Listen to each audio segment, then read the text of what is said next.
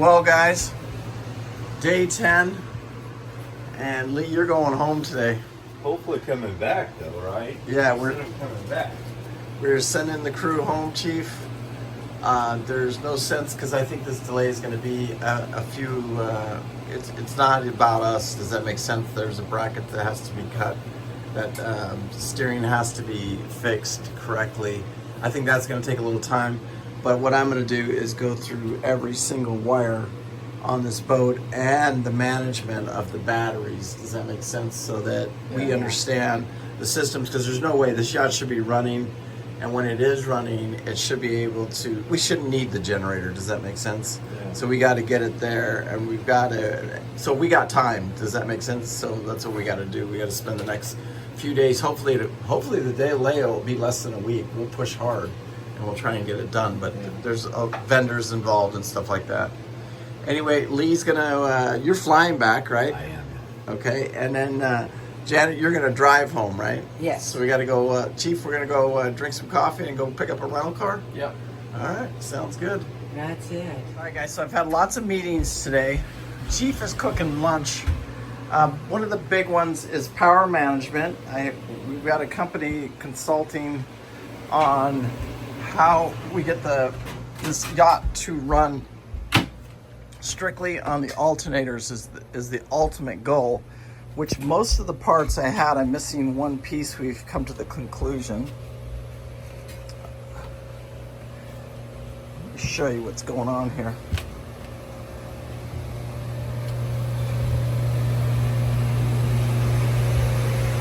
Is we have two battery banks over here on the starboard side of the boat, and these run the stabilization on the yacht, but they only get charged from this charger when the generator is running. So we want to be able to charge those from the ship's power, which these were purchased to do that, and he instructed me how that he wants to see the wiring for these run correctly to these batteries. And then we need another one of these that's going to manage power and take it from this alternator right here on this engine, and it's going to take it upstairs and put it onto another set of batteries. This alternator on this engine is charging pretty much that battery bank, this battery bank, which is our house batteries, and our 24-volt battery system. So that's what's charging those. Is working on the rudders, and they're right now exposing all of the rudders, and they're pulling the steering shaft, or not steering shaft, the steering hydraulic pump so that we're going to have that rebuilt. But that's not the problem. The problem is the actual rudder posts, and so they're exposing all of that and getting ready. And then we've come to the determination they're going to put a 1/2-inch piece of aluminum in there, Chief. Okay.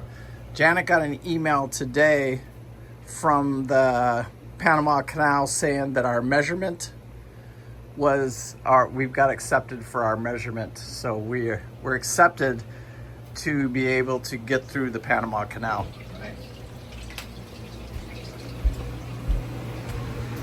So that's something else that happened. So guys, as disappointing as it was to have to turn the yacht around and then bring it back, it's, somebody explained to me that, like this, you're trying to take old boat, so old technology, and bring in modern technology. And you can tell, like, even with that rudder post there being made out of 1.5 inch plywood, there's just no way that would have been done in today's standards. And it's hard to even believe Hatteras would do something like that, to tell you the truth, because these boats were really built to go around, the world, basically. And so they're long-range cruisers. And so to see that, those two pieces of plywood, and then it was determined that the plywood is gone. Like, it can't. That plywood has to come out. It's not just old plywood. It's also shown as age of rotting. And the reason it looks so new is because somebody just put some paint over it, and they did a nice job painting it up and making it look like it wasn't. But so we're going to replace that with an aluminum bar going across there. and build it up to 1 inch in places. So it'll be twice as strong as it was when we head back out.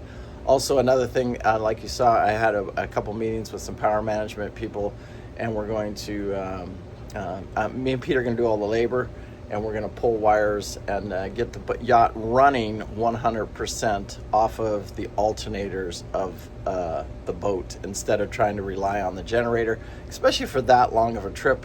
When you're out at sea, you got that nice sea breeze blowing through there. You really don't need the air conditioning or anything like that. But we need to keep the boat. We need to be able to keep the boat running, keep the Starlink on, keep the refrigerator on, keep a few of these key components on, and keep those batteries charged.